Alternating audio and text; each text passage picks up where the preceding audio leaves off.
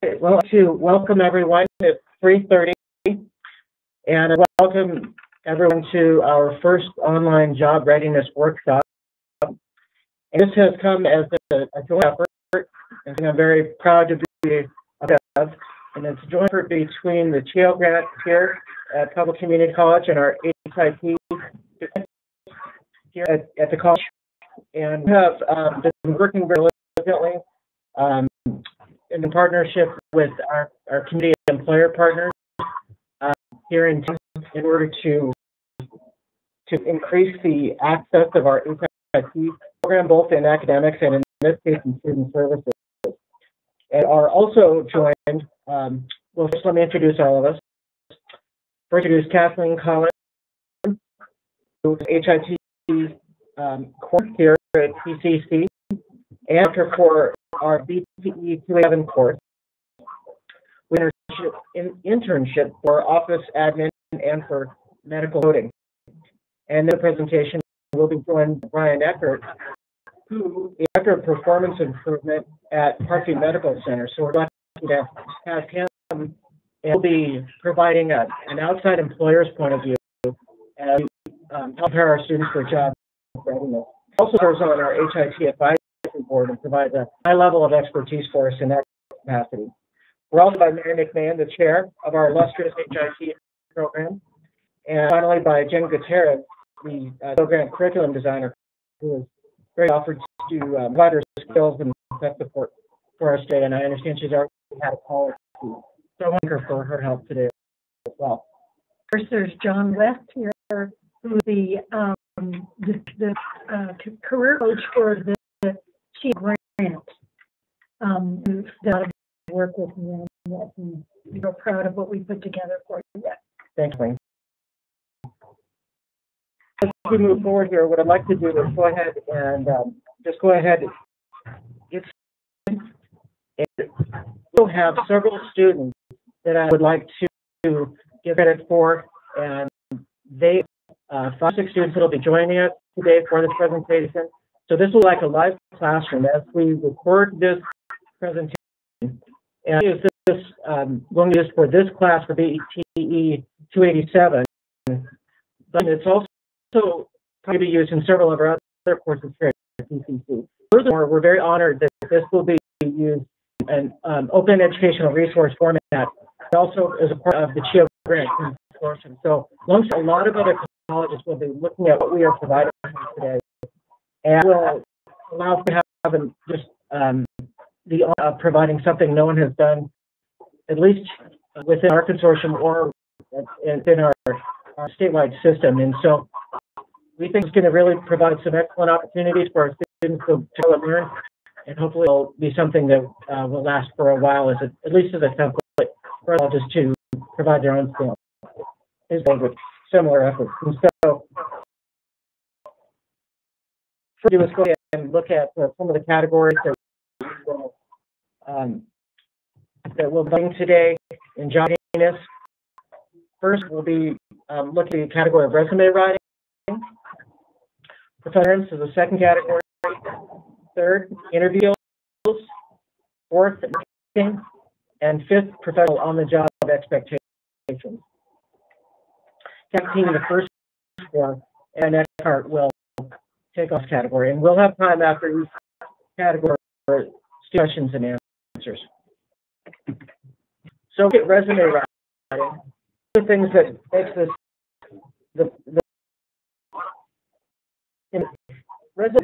a good resume allows you as a student to be different from all the others in the bunch. It's the opportunity for you to put all your skills, your personality, all of it down on paper, and it gets you into and first hurdle when you're trying to find an internship or a job. Look at the presentation we see. The first is to learn how to identify and promote your best qualities assets that you get from an organization. A lot have a resume. Well, it makes it difficult when we start off with a blank piece of paper when getting into a first time is we don't know that we have anything to write down that they will want to see. and it could be intimidating. But once we start and a real value that we have to offer is that we can stop and we can realize that there's one right down the middle. Ellie, I think that's one of the hardest things for students is to literally sit down and look at your own best qualities and identify them and then put them in a way that is accommodating to both what the employer is looking for and in the area that you would like to be. Probably there's one article that been looking at that identifies the 3 key previous experience in education, portable skills, things like the problem solving in the past, been a team leader, skills, things like that, and then the personal qualifications, which of course we all know we possess, able to work autonomously or independently, things like a good attitude, willingness to be flexible, one of those things that you begin to identify for yourself, and you're ready to look at those. I think that's the hardest part, is because we're not normally used to doing something like that.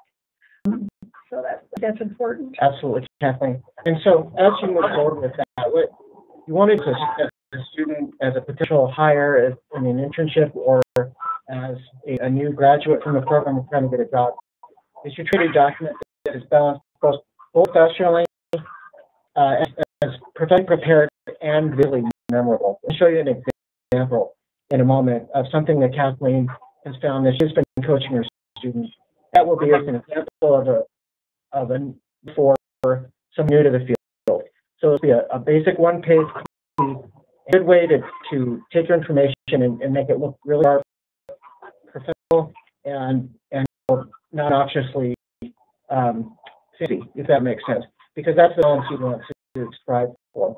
In that resume, you're looking to, again, your experience, your education, and your personal achievements, further professional awards and accomplishments, and so your intrinsic qualities, such as you're reliable, you're a self-starter, you're frugal. These are kind of things that really add a lot when you're trying to sell yourself, even if you have as much experience as what you, as someone in the field for 10 years. And that's especially important for students who are starting out. And when you're looking at the fact that you may or may not have very much experience at all, or it may be a completely new field to you. And so you might at that point want to emphasize and identify your education first. As we've talked about with resumes over the last week, with first pass, presenting first your education, your current related courses, bringing out some of the lingo that's familiar to the organization that you would like to be a part of. As we're looking now, this is one of the templates that you all looked at as part of your assignments last week. And actually, it's a good template, but, if I were to choose from the templates that I provided for you, this is, I feel, has a lot of white space. I'm sure you all have heard that, or I may have even mentioned it in feedback to you. There's a lot of white space or used space, and to me that would affect the balance in what you're trying to present here. It also increases the amount of pages that you use to be able to present yourself, and so utilizing your space well is critically important. You're creating it already. I think probably, I don't know if things I kind of want to mention, things that you'll always find in articles that are critically important are things like social skills and communication skills. Employers want to know that the student or that a potential employer can do well, so to speak, with others. If you have a second language, obviously that too is a wonderful thing to present.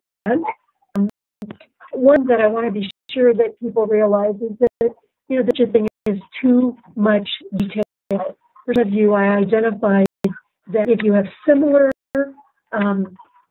previous experience, consolidate it. Put so that you are identifying employer 1, 2, and 3 because they're in retail, or 1, 2, and 3 because they're all medical, and listing your duties as a block underneath those 3 identified employers. Don't list a block under each one of those employers that increases the space and doesn't feed your employer any additional information. It becomes sort of redundant. Another thing that I want to mention is both in your resume and in your cover letter, be sure to identify those key words that you find in an ad for employment, because those may be the very things that they're looking for, and identify in your resume. And have an electronic process for reviewing resumes. That electronic process will identify those resumes or cover letters that hit on those points. So they're all real important. And I apologize, John, I couldn't put over that. Those are important points. Well, I appreciate that, Kathleen. And what I appreciate about what Kathleen is communicating here is this resume, as you see, there's a lot of white space. Now, to just point out that the first thing you go in your career, your resume will not look like this. You need to grow in length and in width. So these will become longer, there will become more detail involved, and there will be more than one. But first starting off, this is an excellent way to demonstrate all of the things that you know. You have skills that you've learned in each of your classes, and you can line and mention all of those things in a way that shows, and they need to have some humility too. When you are a new student, as you are a new profession, and a resume that is honest and direct, and yet also highlights all of the things that you bring to an internship or a hire, really can be just plenty in for you to gain the entry position that you need. But what you do is to communicate clearly and be professional. And this is an example of that. I know that Kathleen has been working with each of you to accomplish something similar. So that's perfect. Kathleen, anything more to add before I change back over to the slide? No, I don't think so. But at this point, we may have questions or comments by the students. What I could do before I turn it over to the students is just kind of with the caveat on this slide. Once you build a good resume, it will grow with you the rest of your life. Because sometimes we get discouraged, I think, when we look at a resume like, wow, this is a lot of work for me, and I'm not sure I have time for this. But it's going to be like a friend for you that stays with you a long time, and you'll just keep adapting it and adding to it. It provides chronology of all of the hard work you will do in your career. So I think when you think of it from that point of view, then you're investing in something that will last you a long time. And I just want to point out, at the end of each slide, we have these attachments that are listed, and Kathleen has given these to all the students in the course. So you should be familiar with these already. For those that will be looking to play on the road, I'll explain how you can gain access to these attachments as well. I'd just say one additional thing with regard to the fact that you're building this excellent resume, and it is going to go with you, but that you're always going to be changing it, making it specific to the position that you're trying to apply. So that's a very, very good format, though you'll walk away to you in applying for your first job. You may have to modify it based specific to the position. Yeah. I want to thank students for doing this. Based on things that we talked about with resume writing or with the work Kathleen or questions, does anyone have any questions that you'd like to ask or comments, and you'd like to contribute as for your input at this time? The advice on resumes that may be longer than the resumes. For your question, if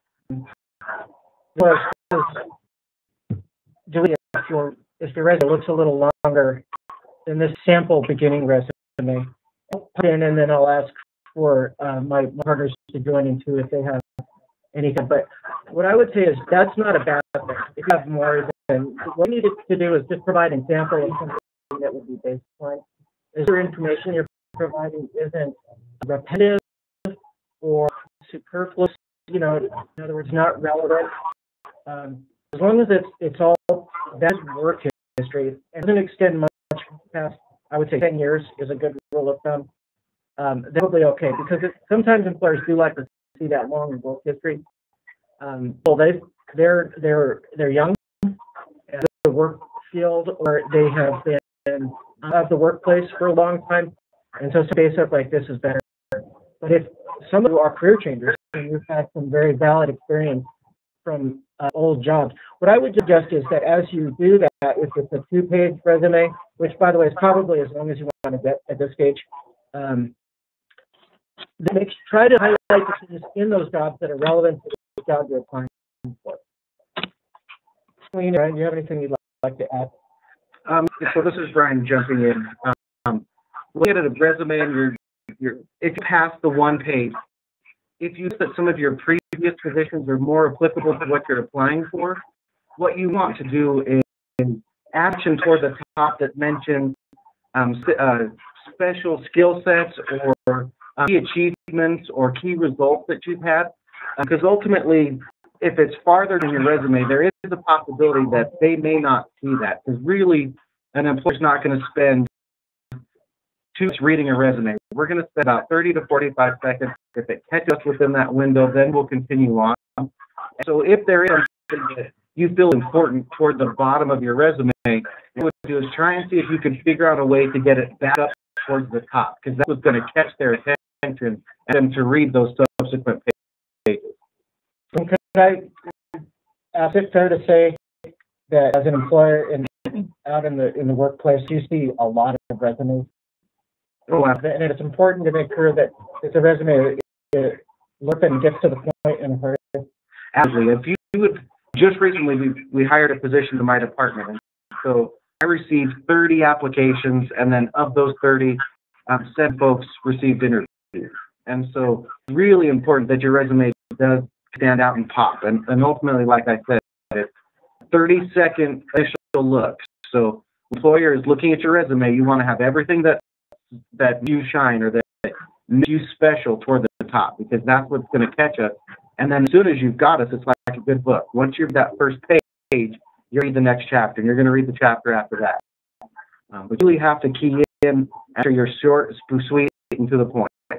And Kathleen, both as people served on search committees, is it that it's important to make sure that you, to the best ability, make your bullet points meet what's in the job position, that to your ability. Now, there are jobs you might like to apply for, but you don't need those, and that might tell you that you're overreaching, But any them, you want to make sure that you highlight those as soon as possible, so they don't throw it into the wrong pile. Is that correct? Right. Yes. And I just want to say that with regard to that 2-page, very often you'll read articles or you'll read, input from the business arena or the healthcare arena, wherever, and they'll talk about a 2-page resume or not being more than a 1-page resume.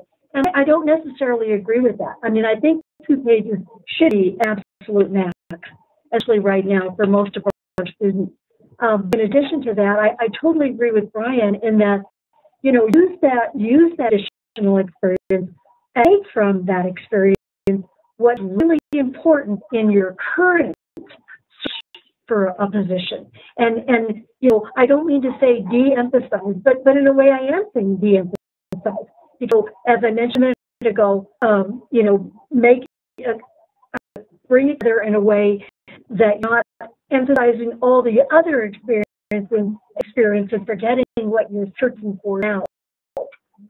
Bring out the current course, bring out the current experience, bring out the internship, bring out the goals for your current search in a position. Things should be, priced. Yeah. Thank you, Dan, Kathleen, and thank you, Don, for that question. I have a question on this writing topic. I see that you raised your hand. We place our membership information on in professional organizations. What's list professional affiliations, or there's a section you can list awards, affiliations. Anybody else have? But where I have done mine. It's kind of funny because it just depends. You know, truly, I've always seen them at the bottom if you would a straight answer. But that doesn't mean that if, for whatever strange reason, that was the best quality or what you were trying, you know, that would be. There's no rule that says you can't move it higher. Okay. So there's some creative license whenever you do a resume. You really adjust resume with every employer that you're working for to make it like what they specifically are looking for. You know, you are again trying to get yourself into a good pile. If that makes sense. So, but looking for where to start, I would say usually that's a category that is traditional at the bottom of the page. And so actually, I've actually seen some folks who are listed with mission and professional affiliation. That's kind of an open. Yep. Good. And yeah, resume writing. Okay. So more questions about here. The best action is out there is to dress sex. We understand how important it is to dress appropriately when you want to go in and make a first impression for an internship site and you want to ensure I'm clear that when you go try to secure an internship, that is an interview. Because for one thing, you won't be able to move forward in your program without an internship, and so you get that part right. Second, you never know which of these internship sites may eventually be employer. And so, a certain free profession. Okay, you don't underestimate the power of a first impression. What can they about yourself? And industry tends to be a conservative arena. Okay, so it really means it's not time for artistic self-expression, although there is a time for that. And we all would agree that it's an important part of what we are and what we do. But remember that when you go to work for someone, that it's a privilege and it's an honor, and it's important that you dress for. And so you want to up, and you need to cover up. Okay, usual rule of thumb is to not show a lot of skin. And so, for guys, I can tell you just as one example, it's much better if you're going to wear, then you should, to the best of your ability, wear a suit. If you, and certainly without a doubt, you need to wear a shirt and tie. And if possible, your shirt should be long sleeve shirt too, because that is a little more formal. So that's one example of covering up. And a lot of time, what happens is that folks have tattoos and body art and kind of thing. This is fine to express yourself in that way because they make policy which says they need to cover those things up because they, business and in instances in healthcare, important team is trusted clients, and customers. Okay, and so that's something that may be covered up for your interview or in your employment. And that's an insult to the person. It's not meant to say that you might put in hundreds of dollars into these tattoos. I understand that's important, but we'll give you good advice for your future. Okay, that is the reality that you will want to pay attention to. And so please take it the right way. And be willing to stretch your fashion budget and invest in yourself. That has been $1,000 right out of a suit that you don't have. You would list it how nice an outfit you can find for very reasonable cost at Goodwill, at a equipment store, secondhand. As you're just getting your career on track, I found so many nice things for nothing. Been gently used and is just in outstanding shape. You can't tell it's not brand new. And by the time I'm done, I look like $1 million. In some cases, they still have the original store tags on consignment shop or in the Goodwill or whatever. So we need to be ashamed of with that. I also want to say that, this is a new generation and a new world. And when it comes, John sort of addressed men, and I'd like to kind of address women as well. Because professional dress, to me, I agree, not too much skin. Truly, we're talking about lines, sleeveless blouses or dresses. Again, with sleeves are really more appropriate and look a little bit more formal. A jacket is always nice for a woman. Nice dress slacks or a skirt. A suit if you'd like. Everything I've read recently, way of all articles, and I can think of 4 of them that said to overdress in that regard and underdress. I think those are things to kind of keep in mind. Another thing I'd like to mention is when you're dressed for success and you're interviewing, one thing you actually want to kind of keep track of is your facial expression. That can tell a lot. So ask a question and you get the look of fear or a look of, I don't know the answer to that. I mean, you really have to maintain some calm and express yourself calmly, and if you're game faced, so to speak, I think that's kind of important. You also want to look interested and disinterested during the entire event. And you also want to be decisive. In decisive stuff looks good. One thing, hand gestures. You don't want to fidget. You don't want to do a lot of hand gestures.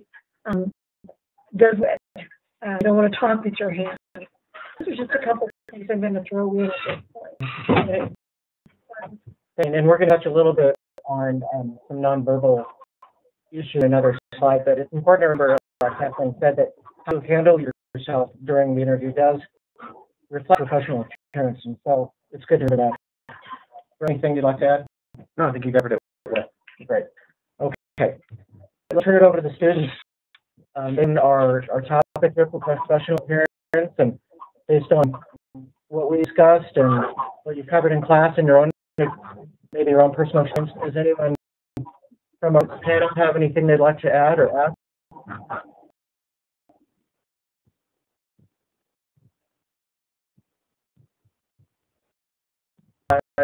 Julie, we had something to say, and I think Julie,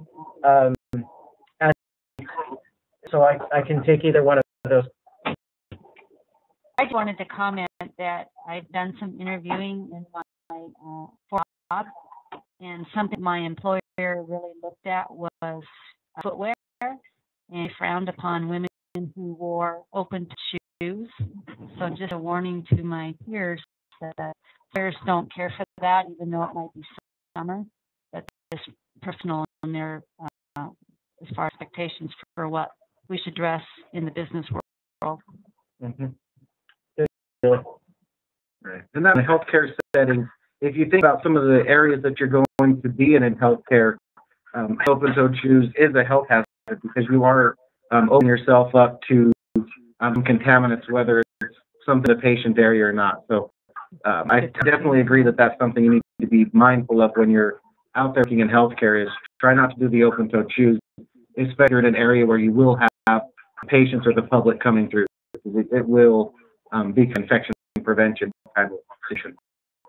I'd also like to mention that for the intern service, the internship arena, you also want to take cues from your internship site for their dress code. So you may present with a real nice jacket, skirt, whatever for the interview, and then your site may say to you, really, our dress code is a little bit more relaxed, and by all means, or don't get that.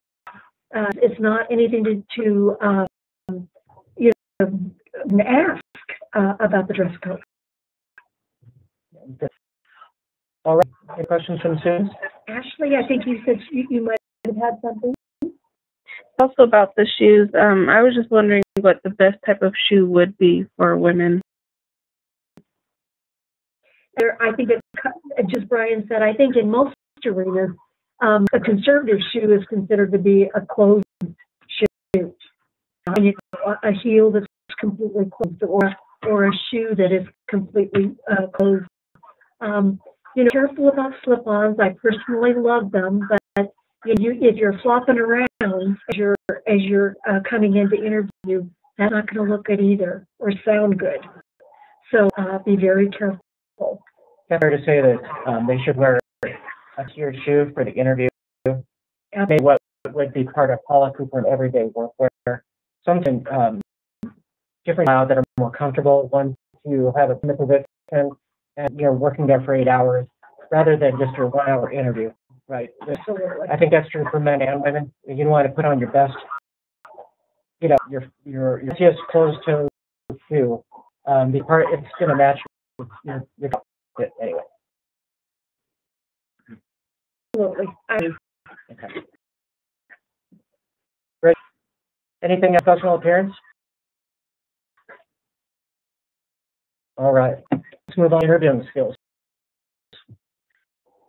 There are two things that are exciting than when you find that you get an interview for either an internship or a job that you would like to have. It's exciting and terrifying all at the same time, in my opinion. Because the interview is the first gateway to success.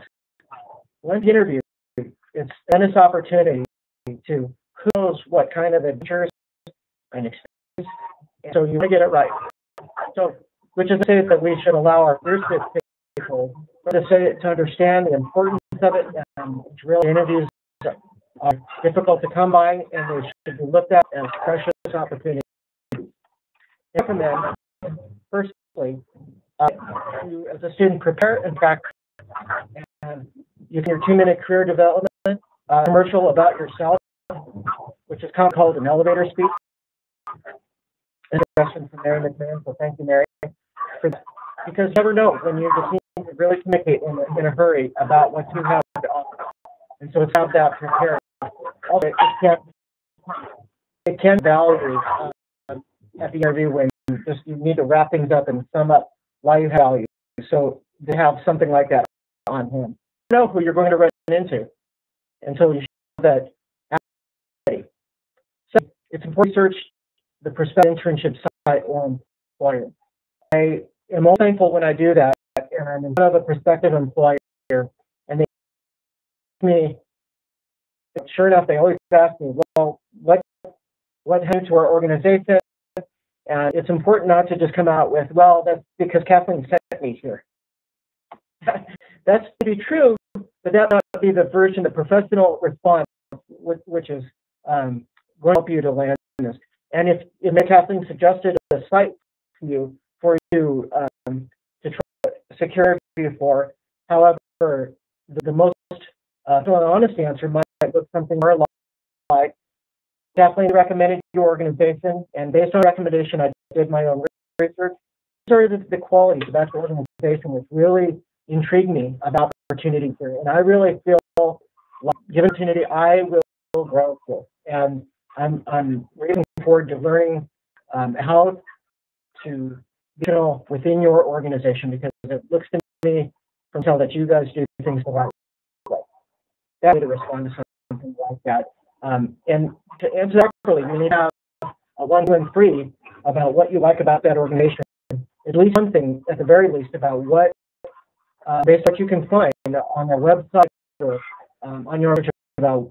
I'm just asking Kathleen about what the organization provides and what's them unique. Make sure that you have your industry language and terminology straight. That doesn't need to be an expert or talk.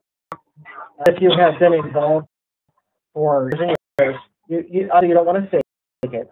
But anytime you have in these classes where you have learned specific terms and jargon, whether it be about the software that you have learned or about the industry itself, and they will, sometimes employers, potential employers will just kind of, they want to test if you've learned anything. Now, know everything. They plan on training you that way. But you need to appear to be a student. that makes sense. Kathleen, about that.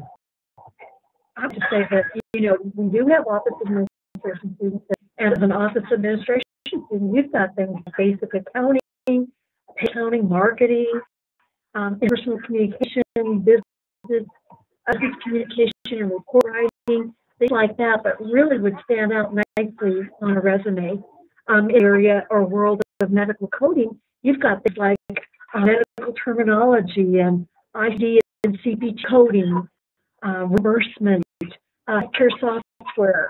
So that's the language that just really clicks for them and makes them feel, wow, this student's really been around the block a little bit.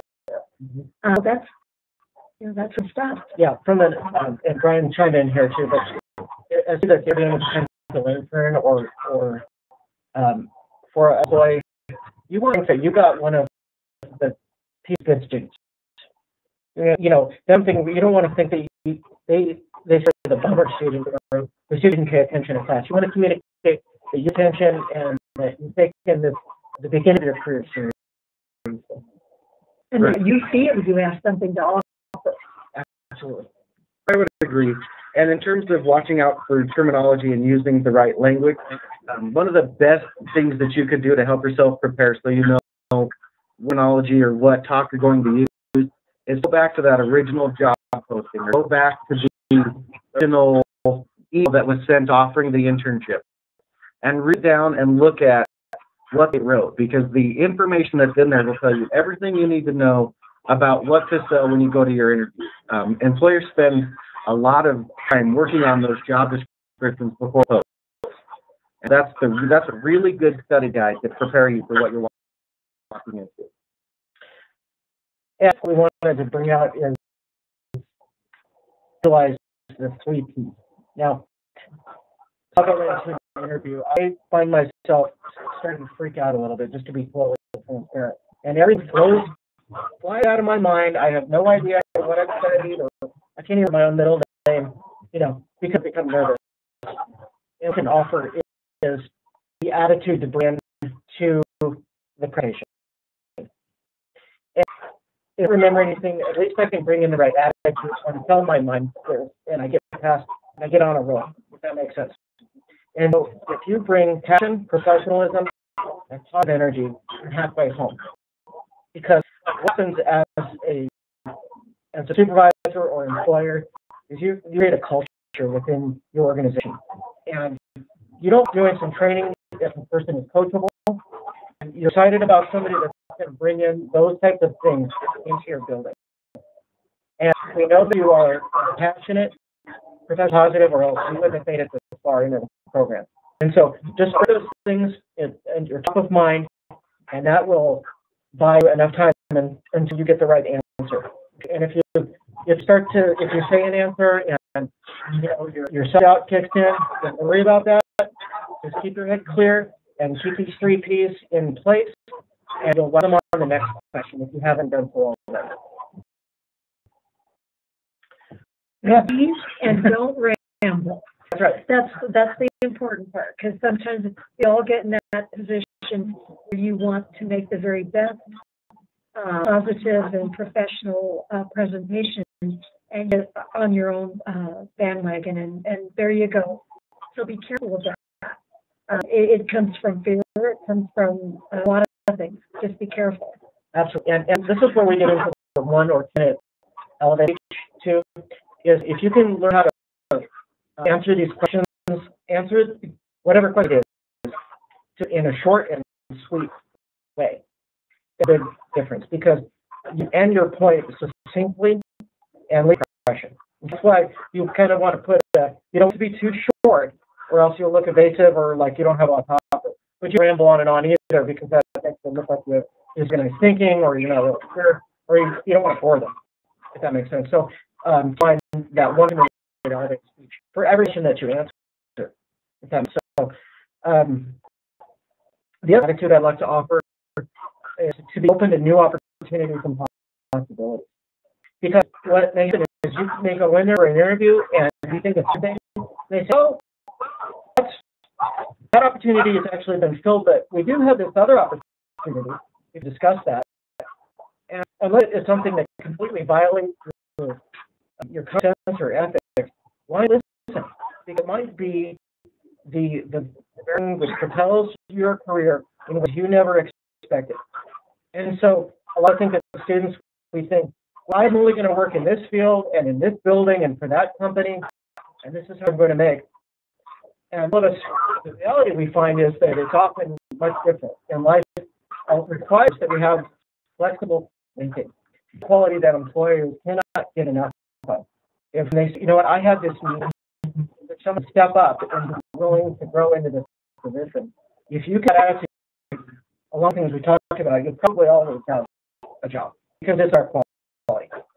And I like to say that to one student, I said, and this is really true, because a lot of our interns get jobs, so that the jobs follow those internships, or you get an immediate offer for a job. And I said to one student who's starting an internship, okay, now you have 135 hours to them. They can't live without you. And when I tell students that, because very often, you know, it's turned into jobs. So I talked about paying attention to some non-verbal cues. I'd like to add just a little bit more of that. For the first time, you want to have a firm handshake. Now, don't crush the woman's hand. That's not firm. That's overbearing. Okay. Not a good start. But on the other hand, you don't want a lip handshake because that communicates that you don't want. A firm handshake communicates that you have respect for yourself and for them, as having straight posture and contact. Good contact shows you have nothing to hide and that what you say is true. Whereas if you lose straight contact, it's evasive and you have something to hide, which is true and would miscommunicate who you are. Practice those things. You can do that with your friends or family or in the mirror and demonstrate how important it is to have a nice, solid greeting. It doesn't need to be over the top. It doesn't need to be, you're not making a Broadway entrance on the wallflower. You're someone important who has valid skills to offer. So your nonverbal cues are important. And that also applies as the interview goes forward. Straight, fidgeting much, keep hands at ease, either on the table or in your lap, and demonstrate. And it's okay to use your hands when you talk, because that demonstrates passion. And breathe like that. And make sure that you continue that eye contact the whole time. As I said earlier, keep your responses clear and concise. Further, we talk about your experiences or your offer from experience. I provided a positive impact at XYZ company, and here's how I did that. Again, clear and concise, which demonstrates to your potential employer that you can communicate. And it gets to the point in a hurry about what you have.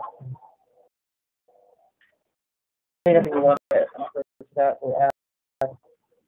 So I think you covered it. All right. And finally, know your schedule and availability because it would be almost, and we would like to avoid it.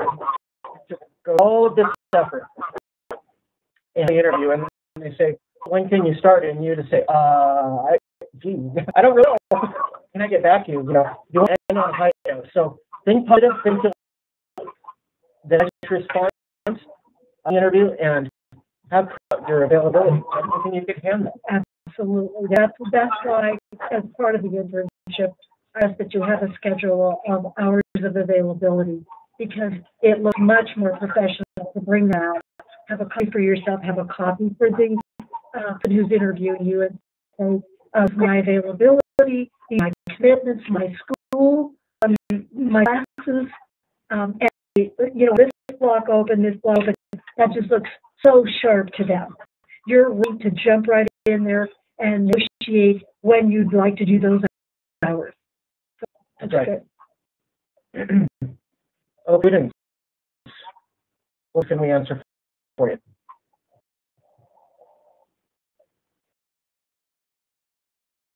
come from previous When you see the attachments, is that going to be made available to us? Oh, I think that was asking about the attachment.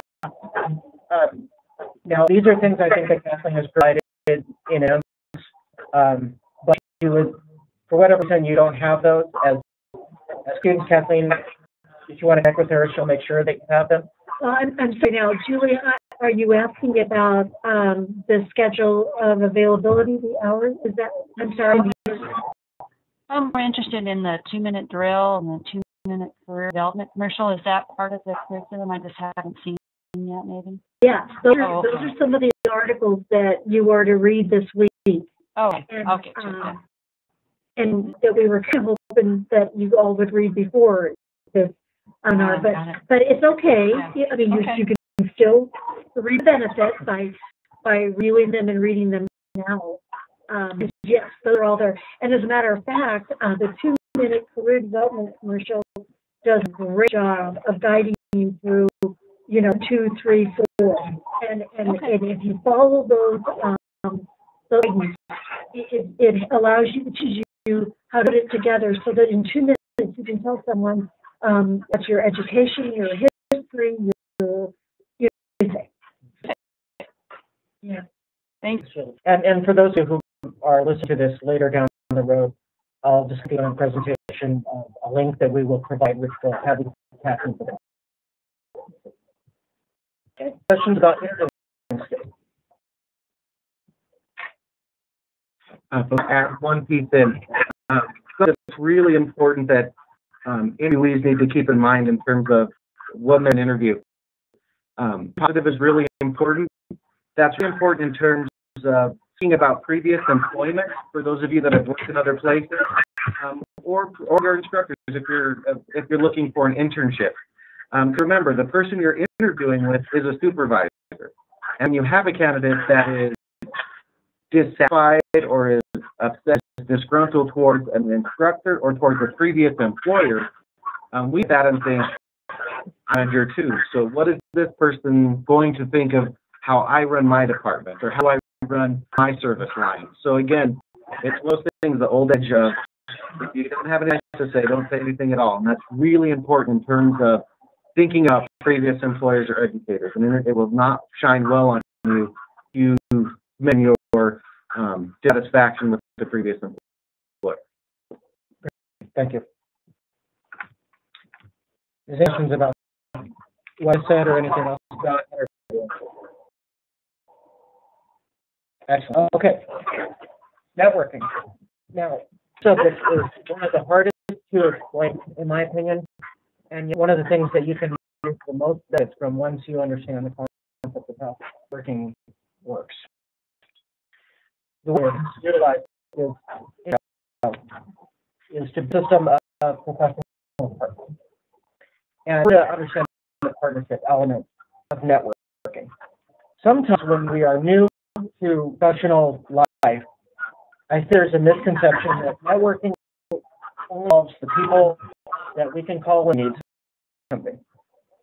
But what networking about and long lasting is when we develop relationships with folks, our professional community, and are they going to be there for us when we need something, but we are there for them.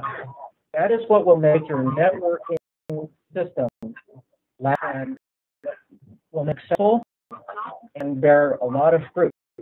Okay, so this building a system of professional partners in working is number one, it allows us to keep current with industry trends. I can't the partner that I've developed given heads up about the change in my industry, which is either an organization is moving or closing or a law about effect or some of that effect, which it will affect me or someone that I work with. And I am able to hear things sometimes before elsewhere because I have willing to put the time into this concept. Second, it allows a system of referral for yourself and your person. How many jobs have you over your, not just in this field, but in others? Everyone knows that you need references. It's just sort of the process. And those references almost always are called. They can't always be supervisors. It needs to be people that you work side by side. And once in a while, it's a class or not. And I wanted to throw in that at this point in your academic career, you may get along great with all of your classmates, but it wouldn't surprise me if you have some conflict with some of your classmates, because that's fairly normal. But keep in mind that these classmates that you have will all probably be in the same profession that you are, and you will cross paths again with most of them. And so I want to encourage you not to burn any bridges. Actually, just starting now as a student, progressing to your internship and into your career as a paid professional. Try to few enemies as possible to the best of your ability. If you go with someone, at least keep it as a neutral association, so they spend energy to hurt you when they're going to apply to them. They happen to work there too, and you had it suddenly you don't get the job. Well, it might be because they said they're hard to get along with. This person you conflict with previously, and when you can move it up from just an association with people up to a alliance or partnership, where you know that you can count on you and you are trustworthy and you won't stand in the back and that you're there when they need a reference to. Okay. And also people will call me and I'll say, who do you know that might be good at this? I will reach into my brain and I will think of, well, I remember so worked at XYZ company and well, I think they're a good fit, and I play basketball all the time, and friends that for me too. And that's how most jobs, honestly, it's only just these skills about having the right interview and the right resume, although those are critical, but it's also who you know. Kathleen, is there anything you'd like to add on that point? That's accurate. I think that's very accurate. Okay. So, this also what's important is what you do is you create mutually beneficial partnerships. At this time, I'd like to emphasize you have to keep the boundaries. There are move up into the ally or into the professional friendship category. You have to keep them in the associate category because they may not reciprocate at near level. In other words, they may take too much or unprofessional, and you don't necessarily want to be connected to them. That's reality, but that's true. So you do also want to make sure that we have good boundaries.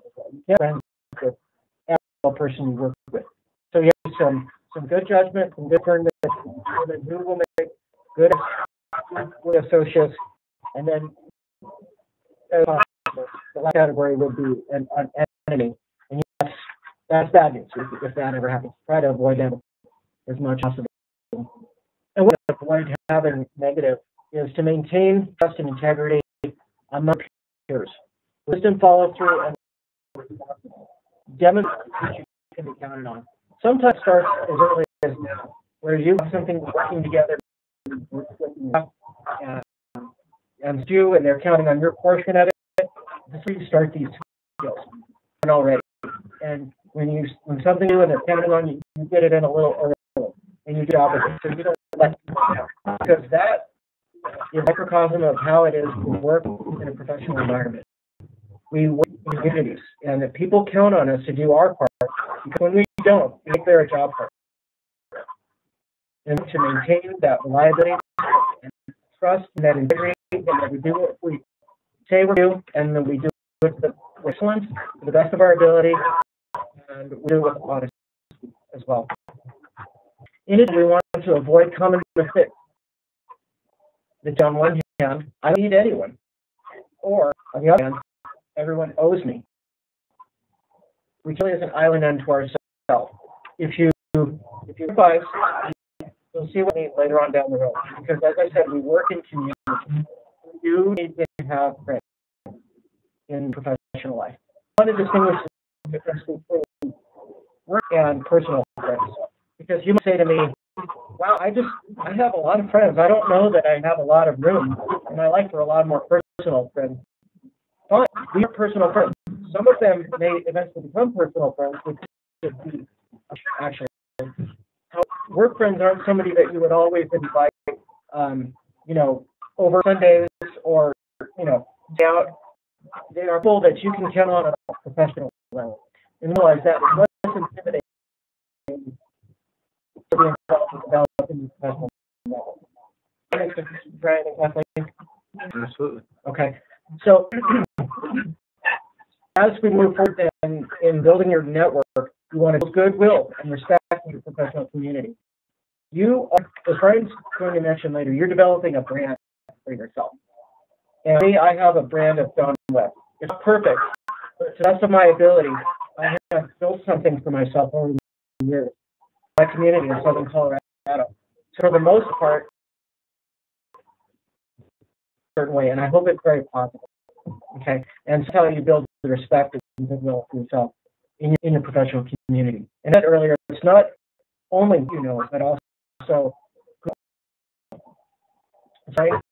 Become in professional organizations. So one of our students had a great question about that earlier in the presentation. So you would put that on your resume. That would question it. It really kind of backs up the point that I was just making. When you can join a professional organization, it's been allowed. It shows that you care about your profession and passionate about what you do. And you get a lot from being active. You learn, you grow from participation in those organizations as well.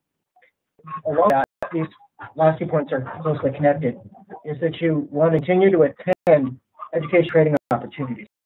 When you're in this program here at PCC, that's where the learning is. There will and need to be further continuing opportunities that you take advantage of, so that you continue to grow as a professional, gain more skills, and sharpen your. And I'd like to make comments on a couple things. The first is that, you know, as a part of that professional, being a part or being active in professional organizations, obviously there's the membership, which we've already talked about and touched on. But, you know, being an officer in more local organizations could be really helpful in meeting with others in your field, doing local meetings, attending webinars with other professionals in your area, and of course attending conventions that might allow you to come together and learn together with other professionals, you know, who will be your next networking buddy. And also, I'd like to bring up the point that the social network is such a big deal right now, and so be very, very careful when you're going on Facebook and Twitter and LinkedIn, and be that those are places where other professionals go. So if you're used as a positive tool, don't use it to expose your private life to that it could affect you professionally someday. I want to kind of warn about that, because that's something that I think as a person on Facebook, you think of it as more really a social event or a social network, but it at some point can affect your professional life. And key in on the joining professional organizations and taking continuing education training opportunities. Healthcare, I don't think it's a surprise to everybody. There's a field changes constantly. There's new laws passed almost daily that you have to respond to. And organizations do not have somebody that keeps the pulse of what's being changed out there and how it would impact your department or your work line. It's up to you to know that. And so by joining the professional organization, you get alerted to those changes, and so you can keep the pulse of what's going on in your industry quickly, almost at the speed of change itself, which is really important. And in terms of continuing the education, adding people in those groups, it is important to know what people in other organizations do. Because your organization's been doing something the same way for the last 20 years, doesn't mean that that's the right way. It just means that's the way that it figured it out. So having those additional resources out there, when you get yourself in a jam, you can reach out to another facility across the state or across the country and ask them how they managed to get that done. It's a really good think tank and brainstorm opportunity when you use people from other organizations. So don't take this as just I'm learning how to do my craft. but use those continuing education opportunities to say, I really need to get a nice stall of champions out there that when I have a question or I get stuck, I throw out a lifeline and get some help. Thanks. We've got at you, student. I want to give you an opportunity to respond and questions or responses we have based on networking material that we've provided.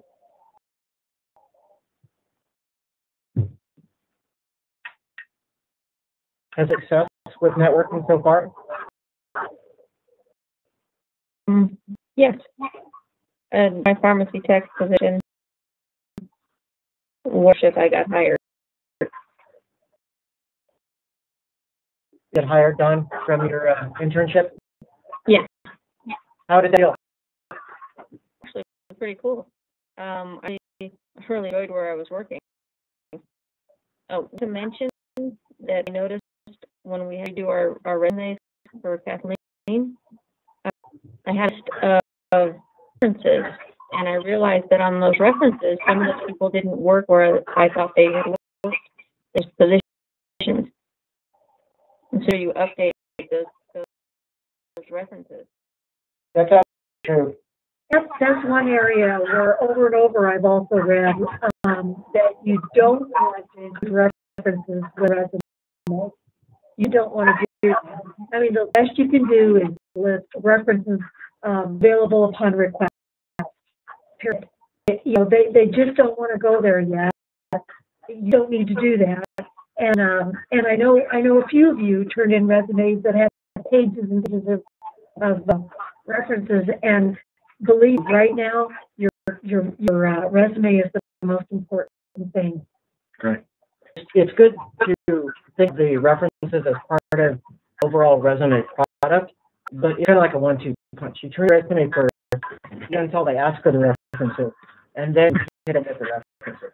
So something that you just get them ready, you know, because it's not part of the, you know, you don't put them together when they ask for them. You do have them at the ready, but you just, it's like a pistol. You keep in its holster, if you will. So the time is right to pull it out, and then you're ready. And you say, yep, I have that ready.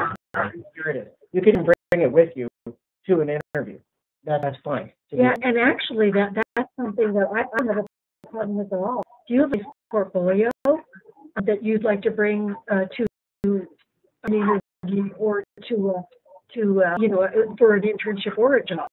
And I see that as a positive thing. I do it myself, quite honestly. But if at the time that I'm interviewing, the concentration at that moment is my resume.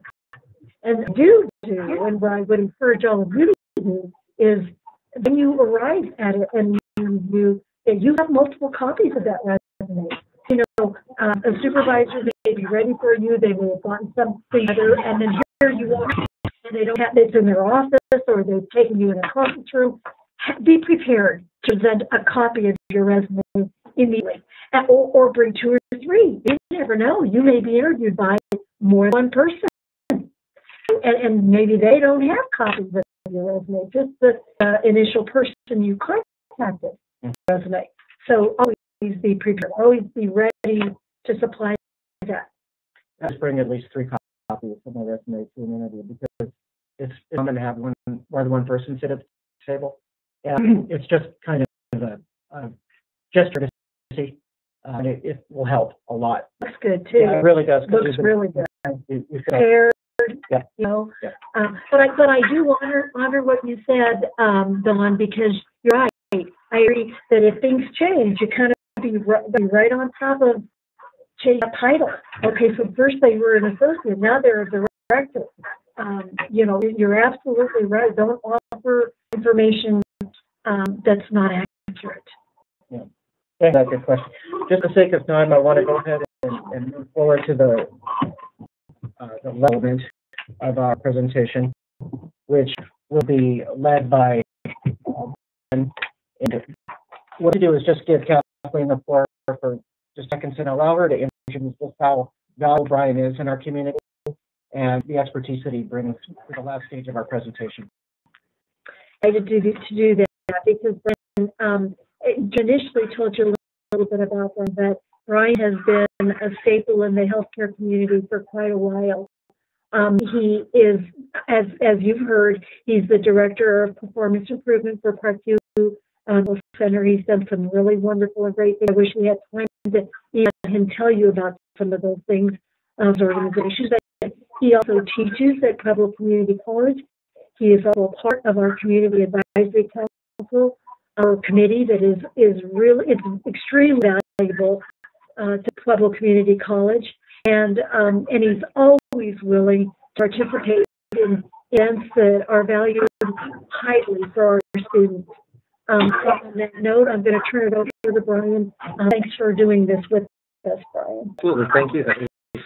That warm welcome. So the fun part of the presentation, and talk about now you get the job or the interview or the internship, and now what do you do? And so there's some tips and trades that I've learned through my time as an employee and as a staff member. I've also had some of this information shared with me through members that I've had that have helped me succeed through my organization. So I really wanted to share this information with everybody. So first and foremost, once you get that job or internship, what you need to remember the most is you want to become a dependable member of the team. There's nothing more important than your supervisor knowing that when times get tough or they need something, that you are their go-to person.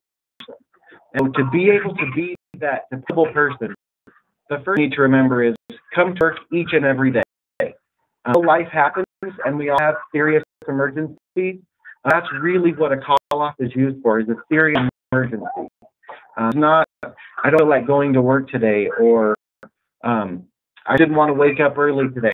Really to be focused on when you're an employee and working in a team, you're not there, your team suffers.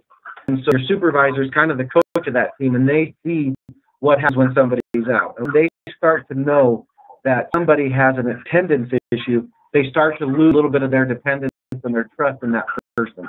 So it's really important that it fits. If you're scheduled to work, you need to make sure you're there.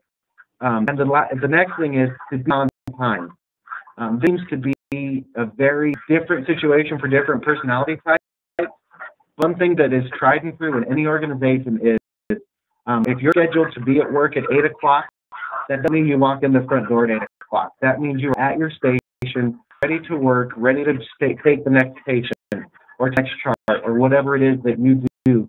You need to go at 8 o'clock. I always have this little mantra that stuck with me, and that's, if you're early, you're on time. If you're on time, you're late. And late, there's no excuse. So those are really tried and true words to live by. And you want to be there, ready to go, so everybody sees you, and they understand that you're there and you're ready to work. The next one is really important, is be flexible with your hours and duties. We all have lives, we all have families. It's really important, again, when your supervisor needs you, have that little bit of flexibility that maybe you can work a little bit later today. Maybe you can do a weekend. Refocus in on what is the need of your department and try and think of how you can fit into those needs and how you can support the team. Again, as your manager, if they see that you are doing extra things and working outside your normal functionality, it will definitely make you shine, and it will make your supervisor really trust you and look at you as a key member of their staff, which is exactly what you want. And as an intern, that's exactly what you want, because that's what takes your internship from just an internship to a regular position. The rest according to expectation. I think we've talked enough about professional appearance, but really what I'm here is look at your fellow coworkers and your supervisor and use them as your North Star. If your supervisor is wearing a suit, that's to tell you that you need to make sure that you have your best professional face. That nice shirt and tie, or wear the nice dress to work. It's really important that you match how everybody else appears. So the next thing that's really important is be positive and be productive. Those are really, really key objectives inside an organization. If you're a negative person and looking at things as it's tough today, or today's such a bad day, or I had a horrible weekend, that comes through in every task that you do in your job. It's really important that you stay focused, you stay positive, and work to the best of your ability. You make sure that you are as productive as possible. As beings, we all have the tendency to take an 8-hour task and we can make it fit an 8-hour day. Again, that's not what's going to help you succeed through the organization. It's constantly being productive, and if you have time, find something else that you can do to help out. Then it will make you stand out more than a positive attitude. The next is super important, especially in healthcare. We talked about this just a second ago. Healthcare is an area where there's constant change, and change happens. You want to be that early adopter. The whole workup on people adapt to change, and what you want to be that first person that embraces the new expectations of your supervisor, and take that to heart and really be the one that champions it and helps get everybody on board. A supervisor watches, and we see who's out there, and we see who gets resistant to the change or who fights it, and we see those people that understand the motivation, understand what the organization is about, and they make change happen. So next thing you want to also focus on is don't ever take your position for granted. We're good at our jobs, and we all do fantastic. But remember, a job is just temporary, and if you give them the opportunity. And so you really want to make sure that you wake up every day and your best, because you want to show your boss that you appreciate the opportunity that you were given to have that position. And the next point jumps right in. It's a privilege and an honor to work for your company. They have to pick you. They had multiple candidates. They had tons of resumes that they could have looked at. Amongst all those people, they looked at you and thought, you're the person that's going to help us achieve our mission. You are the person that has the same vision that I have, and you're the person that I want on my team. And so I want to show them that you appreciate that more than anything. Next bullet also is really important, and take everything so personal. In your professionalism, there are times that you may make a mistake. We all do it. I've done it myself. But learn from that opportunity. Don't take it personally. Don't take it to heart. Just accept the criticism for what it was. It's just that you know that you must have done your best on that particular example. Use a learning opportunity and make sure that that issue never happens again. That's really how you can continue to move up your organization. Page, leave all personal issues at home. Keep your personal brand clear concerns. That's really important because we all as human beings tend to get emotional moves. And really easy for somebody to come in with a personal issue at home, bring it to work and be upset. And as you know, the whole rest of the office tends to get involved in that emotional appearance, that emotional issue. And from that point on, the office is now changed in what its production will be. It's really important that you, when you come to work, whatever happened at home or whatever's got you frustrated, you take it off, put it on the time clock. It'll be waiting for you as soon as you clock out to pick back up. So please make sure that you leave those personal issues as you're doing your normal work. The next slide is for those of you that are doing your internship and you want to know how do you go from intern to full-time employee or part-time employee, or for those of you that want to make this your career and you want to advance the supervision, this is the fast track. This is how you will make your claim as somebody that wants to have upward potential in your department. That is, manage up your supervisor. I all tend to think that it's our supervisor's job to manage us up, and it absolutely is. But it would be upward moving. These are some very key initiatives that you need to take on to help you set aside or stand aside from everybody else. And foremost, do not get involved in department gossip. As I said, change is difficult for everybody, and you're going to have moments where people aren't happy with changes. But not want to get involved in that extra side talk. You want to be known for coming to work every day, being that early adopter, and staying away from some of the extra things that will pull you away from being productive. When you have a chance to give your supervisor a heads up on an issue, absolutely take it. Nothing a supervisor appreciates more than when somebody says, hey, by the way, here's something that may be coming down the pipe, or I'm not sure, but I heard this may come up at the staff meeting.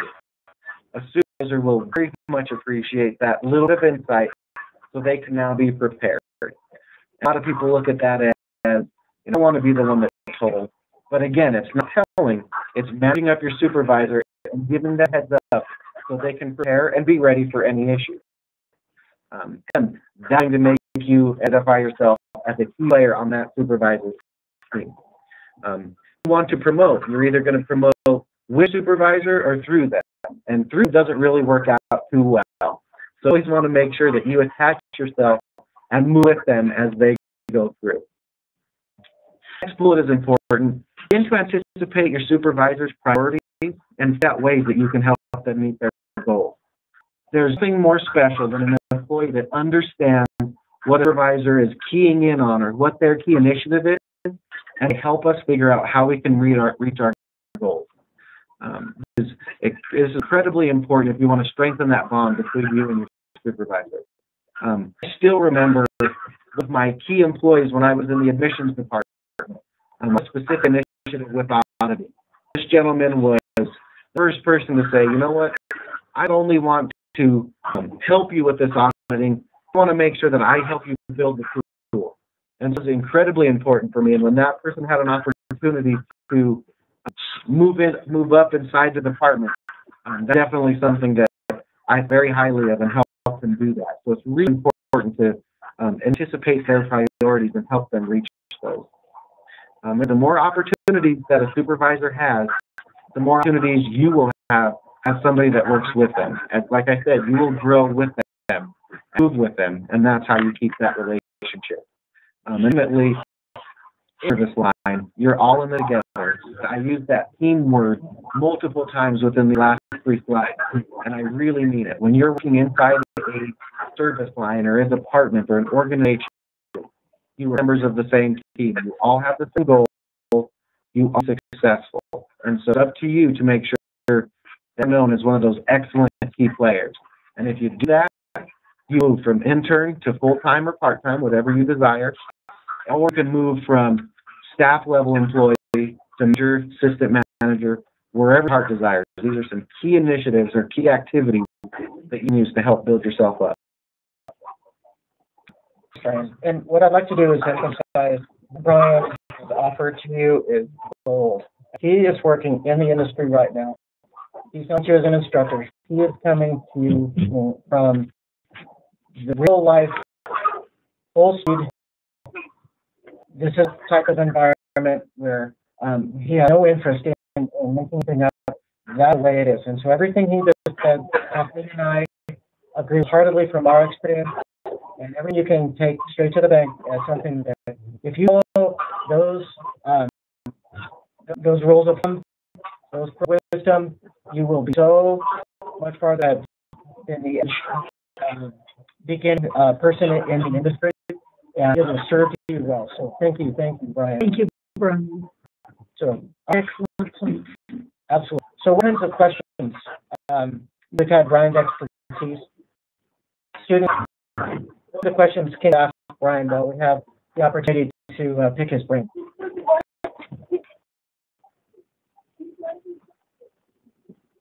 Jen, I think I see yours. With that, I'm in school. Schedule is very thin, but it'll open up once school is done. So how, even internship, do you portray that? I have certain times I can work right now, but when school's over and I graduate, that will open up. I think if you're here to do an internship and you've signed up for it for this semester, I think that you do need to understand that you've committed yourself to 135 hours in the field. So you're going to have to look at opening availability for yourself, one or the other, because the one thing you can do is go to an employer, not have any ability to negotiate time frames at all.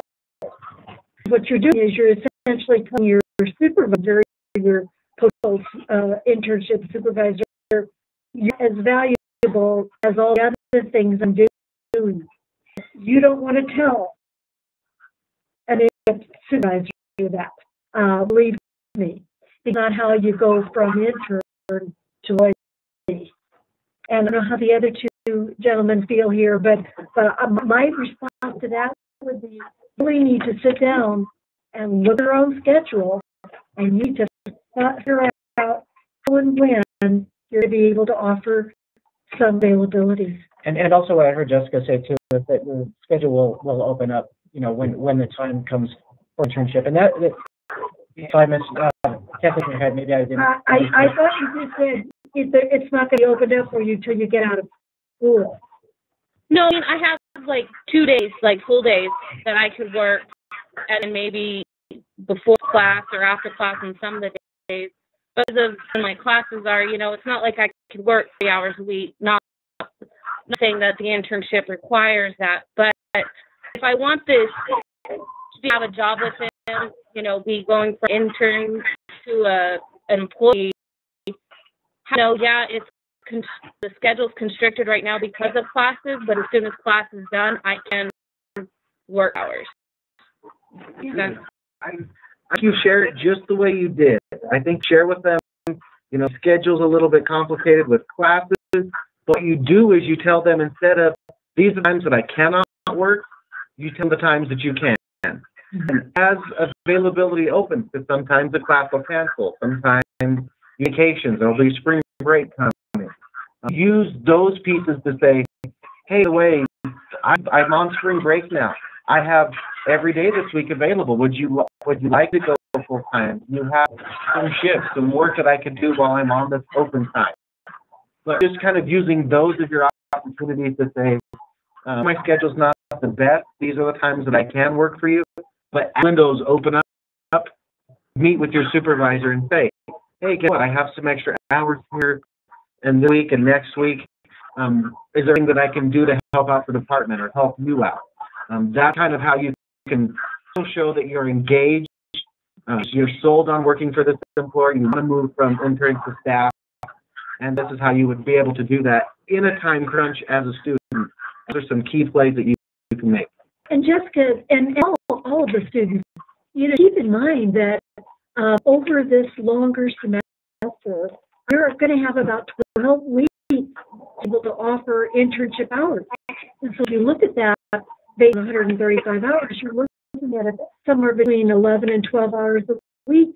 And as I contact internship sites, I also mention to them, remember, you know, I leave it to you and the student to ultimately negotiate your hours.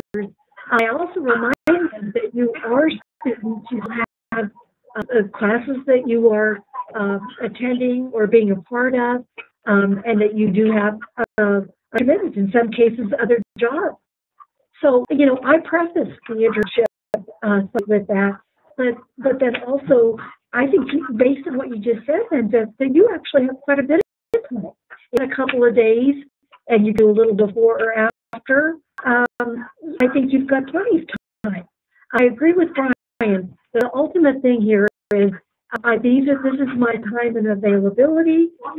Show them on the schedule. I would love to give you this time I have available. Are there opportunities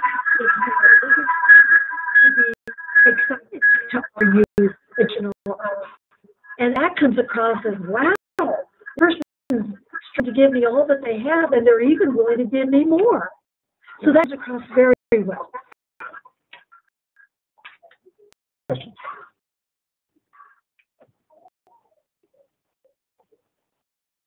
Thank you, everyone, for their participation. I trust that these things.